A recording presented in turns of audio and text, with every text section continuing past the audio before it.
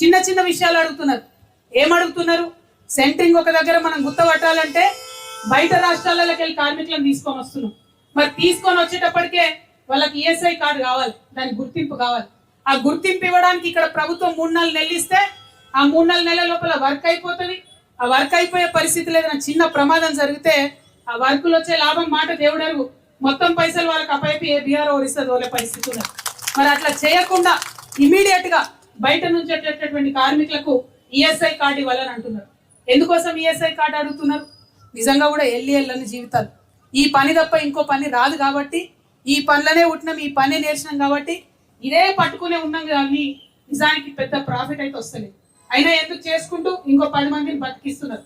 మరి బతికించేటటువంటి సందర్భంలో మనకు వెళ్తలేదు, హాస్పిటల్కి పోవాలన్నా ఖర్చులు వెళ్తలేవు, కూలీలకు హాస్పిటల్ తీసుకుపోవాలన్నా వెళ్తలేదు, పెద్ద పెద్ద కార్పొరేట్ హాస్పిటల్ చూసే పరిస్థితి లేదు. కాబట్టి ఖచ్చితంగా ఈఎస్ఐ కార్డు ఉండాలి. మాకు ఈఎస్ఐ హాస్పిటల్లో వైద్యం ఉచితంగా జరగాలని చెప్పి అడుగుతున్నటువంటి డిమాండ్ ఉంది. అదేమి గొంతమ్మ కోరిక కాదు, అది మొదటి డిమాండ్ గా పెట్టిండ్రు. దానికి ఖచ్చితంగా ప్రభుత్వం ఆమోదించాలని మీ తరఫున మీ చెల్లెగా నేను కోరుతా ఉన్నాను.